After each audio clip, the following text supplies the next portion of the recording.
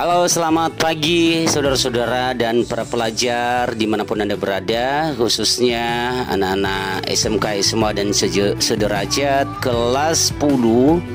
Pada pertemuan pertama ini di semester ganjil tahun 2022 bulan Juli, kita akan belajar kembali lanjutan dari pelajaran SMP. Dan di bangku SMA SMK ini kita akan mendalami lagi tentang Pancasila. Semoga tentang Pancasila ini, istilah Pancasila ini tidak asing lagi bagi kita ya anak-anak ya. Nah, dalam kurikulum Merdeka ini yang akan kita gunakan pada mulai tahun ini di sekolah kita masuk pada unit pertama, yakni tentang Pancasila, dengan tema menggali ide pendiri bangsa tentang dasar negara. Mari kita lihat tujuan pembelajaran kita pada pertemuan ini, yakni peserta didik mampu mengidentifikasi cara pandang para pendiri bangsa tentang rumusan dan isi Pancasila. Termasuk di dalamnya juga pandangan para pendiri bangsa tentang hubungan agama dan negara terkait frasa ketuhanan dengan kewajiban menjalankan syariat Islam bagi pemeluk-pemeluknya dalam Piagam Jakarta. Perlu diperhatikan juga yang menjadi pokok materi kita adalah pokok-pokok pikiran dalam BPUPK dan Panitia 9. Dan ingat juga beberapa kunci penting dalam tema ini adalah dasar negara, negara merdeka, kemanusiaan, internasionalisme, ketuhanan, dan Weltanschauung ya. Oke, anak-anakku yang terkasih ya, pada awal ini kita harus menjawab dua pertanyaan yang dilontarkan kepada kita. Yang pertama adalah bagaimana pandangan para pendiri bangsa termasuk Muhammad Yamin, Supomo, dan Insinyur Soekarno terhadap negara merdeka. Yang kedua, apa pandangan para pendiri bangsa terkait isi mukadimah, terutama frasa ketuhanan dengan kewajiban menjalankan syariat Islam bagi pemeluk-pemeluknya? Dua pertanyaan ini mohon anak-anak jawab dan tolong tempelkan di kolom komentar di video di channel Ahamix ini. Baik, sebelum kita melihat tiga pokok pemikiran pendiri bangsa tentang negara merdeka ini, mari kita lihat sekilas tentang bagaimana perjuangan bangsa Indonesia untuk keluar dari penjajahan melewati fase yang panjang. Dalam catatan sejarah disebutkan bahwa kekalahan Belanda atas Jepang dalam Perang Asia Timur Raya menyebabkan bangsa Indonesia terlepas dari penjajahan Belanda menuju penjajahan Jepang.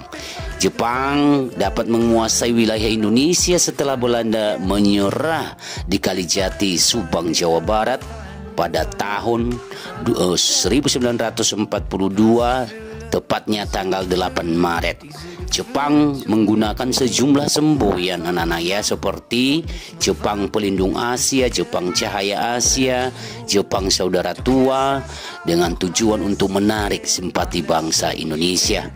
Namun kemenangan Jepang ini tidak bertahan lama karena pihak sekutu yakni Inggris dan Amerika Serikat serta Belanda melakukan serangan balasan kepada Jepang untuk merebut kembali Indonesia. Sekutu berhasil menguasai sejumlah daerah. Mencermati situasi yang semakin terdesak tersebut, pada peringatan pembangunan Jawa Baru pada 1 Maret 1945, Jepang mengumumkan rencananya untuk membentuk Dokuritsu Jumbi Tayosakai atau Badan Penyelidik Usaha-Usaha Persiapan Kemerdekaan atau BPUPK. Jepang pun mewujudkan janjinya dengan membentuk Dokuritsu Jambi Tayosakai atau Badan Penyelidik usaha-usaha persiapan kemerdekaan atau BPUPK pada tanggal 29 April 1945 bersamaan dengan hari ulang tahun Kaisar Hirohito. Atas izin Panglima Letnan Jenderal Kumakichi Harada. Nah, di dalam BPUPK terdapat dua badan. Badan pertama itu perundingan atau badan persidangan, dan kedua kantor tata usaha atau sekretariat. Ya, BPUPK sendiri diketahui oleh KRT Rajiman Wedioningrat dengan Wakil Ketua Ichbangse Yoshio dan Raden Panji Suroso. BPUPK ini melaksanakan dua kali sidang. Pertama tanggal 29 Mei sampai 1 Juni 1945 membahas tentang dasar negara, dan pada tanggal 10 sampai 17 Juli 1945 membahas tentang rancangan undang-undang dasar. Nah, berdasarkan sejumlah naskah, ada sejumlah tokoh yang turut menyampaikan pidato pada sidang pertama BPUPK 29 Mei sampai 1 Juni 45. Ya, beberapa sumber menyebutkan bahwa pada sidang itu selama 4 hari terdapat 32 anggota BPUPK yang menyampaikan pidatonya. Nah, dalam hal ini kita hanya melihat 3 tokoh penting saja dalam merumuskan Pancasila.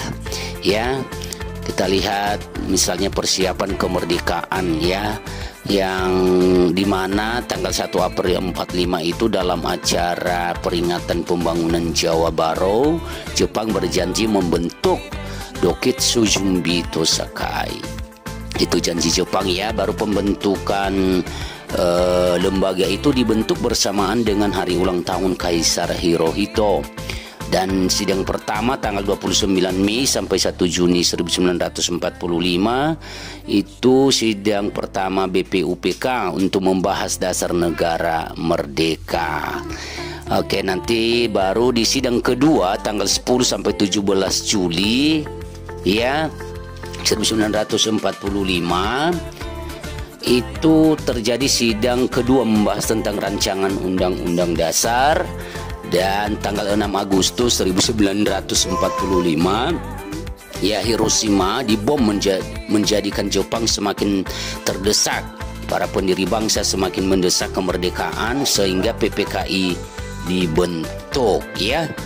Oke, mari sebelum kita ketahui 3 tokoh ini, yakni mari kita lihat sedikit bahwa 3 tokoh yang populer ini, Muhammad Yamin, Supomo, dan Insinyur Soekarno, memberikan pemikiran-pemikiran penting dan mengkaji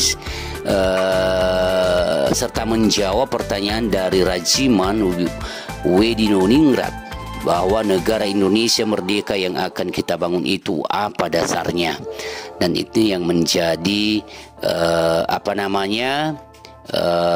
titik awal dalam membahas tentang rumusan Pancasila.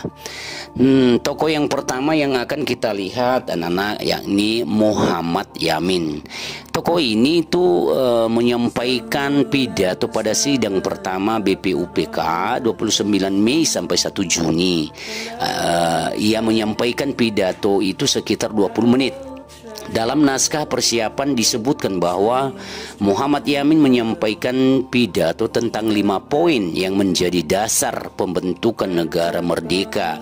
Yang pertama yakni peri kebangsaan, kedua peri kemanusiaan, ketiga peri ketuhanan, keempat peri kerakyatan, poin 4 ini memiliki anak poin yaitu permusyawaratan, perwakilan dan kebijakan, dan kelima kesejahteraan rakyat. Itu Muhammad Yamin, ya.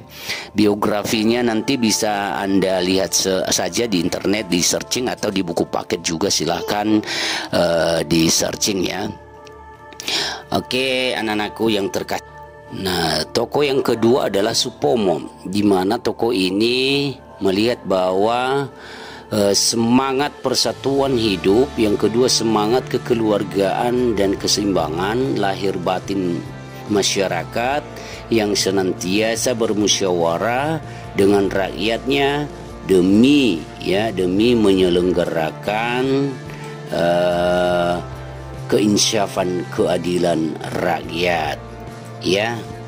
Tokoh ketiga adalah Soekarno. Soekarno mengawali pidatonya tanpa teks pada 1 Juni 1945. Dalam pidatonya, ia memberikan catatan kritis terhadap para anggota BPUPK yang telah menyampaikan pidato di forum itu. Soekarno menilai bahwa isi pidato mereka tidak menjawab pertanyaan pokok yang diajukan oleh Rajiman, ya, selaku ketua BPUPK. Secara tersirat, Soekarno memberikan respon terhadap pidato-pidato sebelumnya, khususnya yang disampaikan oleh Supomo tentang hukum internasional, tentang syarat negara merdeka yaitu bumi, tanah air, rakyat, dan pemerintah. Kemudian Soekarno memaparkan betapa pentingnya filosofi Segrensleg atau Weltanschauung bagi berdirinya sebuah negara. Istilah Pancasila filosofi Segrensleg berasal dari bahasa Belanda, sebuah terminologi yang sudah dipahami oleh anggota BPUPK. Kata itu bermakna filsafat, sementara Grensleg berarti norma. Nah, Soekarno kemudian menyampaikan bahwa dasar negara Indonesia merdeka yang pertama adalah kebangsaan Indonesia, 2 peri kemanusiaan atau internasionalisme, ketiga mufakat atau demokrasi, keempat kesejahteraan sosial, dan kelima ketuhanan. Terhadap kelima dasar tersebut, Soekarno mengusulkan nama Pancasila. Nah, anak-anakku yang terkasih dan saudara-saudara semua, sekarang kita mau melihat Panitia 9 dan Makadimah Dasar Negara. Nah, selain sidang pertama BPUPK, sejumlah anggota BPUPK mengadakan pertemuan untuk membicarakan langkah berikutnya, yang kemudian terbentuk 2 panitia kecil. Panitia ke-1 beranggotakan 8 orang bertugas untuk mengumpulkan berbagai usulan para anggota untuk kemudian dibahas pada sidang berikutnya. Sementara panitia kedua beranggotaan 9 orang bertugas menyusun pembukaan hukum dasar. Jadi yang termasuk di dalam panitia 8 itu adalah Soekarno, Ki Bagus Hadikusumo, Wahid Hasyim, Muhammad Yamin, Sutarjo, Maramis, Otto Iskandar Dinata, dan Muhammad Hatta. Sementara panitia 9 itu anggotanya Soekarno sebagai ketua, Muhammad Hatta, Muhammad Yamin, Ahmad Subarjo, Maramis, Wahid Hasyim, Kiai Abdul Kabar Mudjakir, Abi Kusno Jokro Sujoso, dan Agus Salim. Nah, dari kepanitiaan itu terdapat 5 orang yang merangkap dalam 2 kepanitiaan sekaligus, yaitu Soekarno, Muhammad Yamin, Wahid Hasyim, Muhammad Hatta, dan Maramis. Nah, panitia 8 berhasil membuat 9 pokok pikiran yang diusulkan para anggota BPUPK.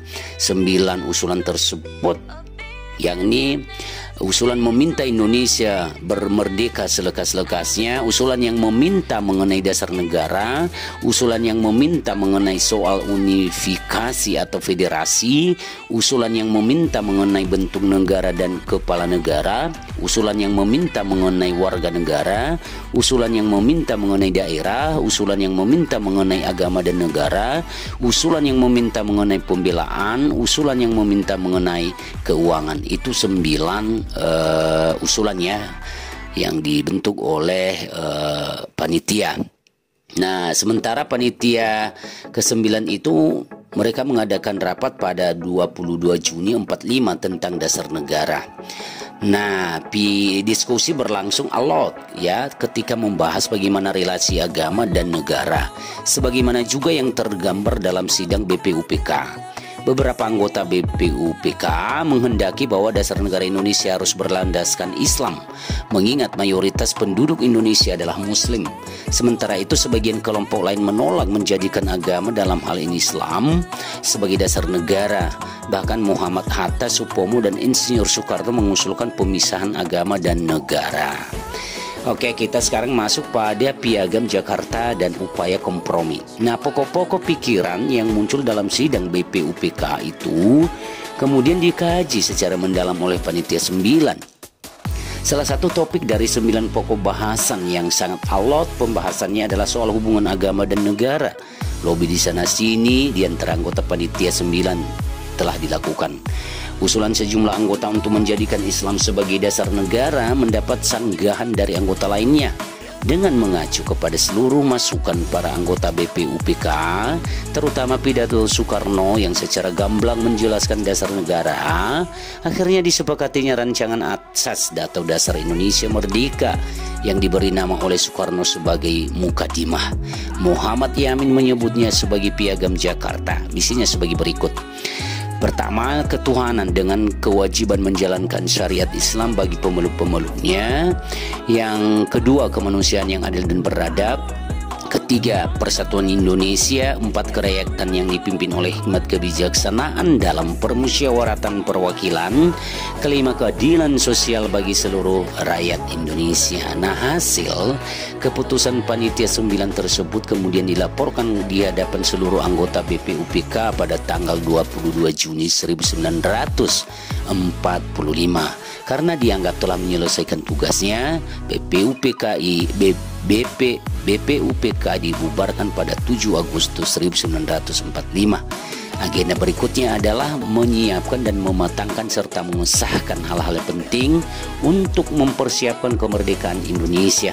Maka pada tanggal 9 Agustus 1945 dibentuklah Panitia Persiapan Kemerdekaan Indonesia, itu yang disebut dengan PPKI.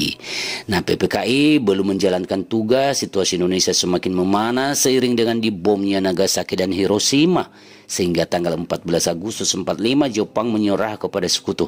Seiring dengan itu terjadi kekosongan kekuasaan, sehingga situasi tersebut dimanfaatkan oleh para pendiri bangsa untuk mempercepat kemerdekaan Indonesia. Akhirnya Indonesia diproklamasikan oleh Soekarno-Hatta pada 17 Agustus 1945.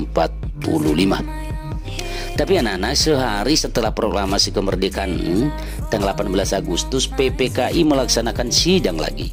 Ya, dalam sidang inilah peristiwa penghapusan 7 kata dalam Piagam Jakarta terjadi. Muhammad Hatta adalah salah satu tokoh penting di balik ide penghapusan 7 kata tersebut. Alasannya, sejumlah pihak keberatan dengan adanya 7 kata tersebut sehingga berpotensi terjadi perpecahan. Diskusi dan lobi-lobi dilakukan kepada sejumlah tokoh yang selama ini mengusulkan Indonesia berasaskan Islam, seperti Ki Bagus Hadikusumo dan Ki Haji Wahid Hashim. Nah, para tokoh Islam itu berbesar hati dan mendahulukan kepentingan bersama, yakni menjaga keutuhan bangsa. Mereka pun sepakat dengan penghapusan 7 kata dalam Piagam Jakarta tersebut. Anak-anakku yang terkasih kelas 10, telah selesai pembahasan materi ya, singkat ya untuk pertemuan ini. Sekarang kita mari berefleksi bersama setelah melalui proses pembelajaran hari ini dengan menjawab pertanyaan di bawah ini. Yang pertama adalah dari proses belajar hari ini, hal yang saya pahami adalah, nah silakan dijawab dan tolong di kolom komentar ya. Kedua, dari proses belajar hari ini, hal yang belum saya pahami adalah, atau saya ingin mengetahui lebih dalam tentang apa, silahkan dijawab. Ke bagian C adalah dari proses belajar hari ini, hal yang akan saya lakukan dalam kehidupan sehari-hari apa. Oke, anak-anakku yang terkasih, kita uji juga pemahaman kita setelah kita berefleksi. Yang pertanyaan pertama adalah bagaimana pandangan Muhammad Yamin, Supomo, dan Insinyur Soekarno terhadap negara merdeka? Apa perbedaan ketiga tokoh tersebut? Yang bagian B, menurut Anda apa yang menjadi kesamaan pemikiran dari pendiri bangsa terhadap pengertian negara merdeka? Yang ketiga atau bagian C, jelaskan makna dari negara merdeka menurut pandangan kalian sendiri. Bagian D, bagaimana memaknai proses perancangan dan isi dari rumusan dasar negara yang bernama Mukadimah Hukum Dasar atau yang juga dikenal Piagam Jakarta. Dan yang terakhir adalah apa pandangan para pendiri bangsa terkait isi mukadimah, terutama frase ketuhanan dengan kewajiban menjalankan syariat Islam bagi pemeluk-pemeluknya. Selamat mendalami anak-anak, selamat belajar. Mari kamu kaji ulang dan analisis ulang serta pahami ulang apa yang telah disampaikan melalui video ini dan melalui bahan tatap muka kita hari ini. Sekian saja, semoga Anda anak-anak yang hebat selalu semangat dan tetap jaga kesehatan serta jangan jemu-jemu untuk berbuat yang baik dan mempelajari hal-hal yang baik dalam kehidupan, terutama dalam negara kita yang kita cintai ini. Sampai jumpa pada pertemuan berikutnya.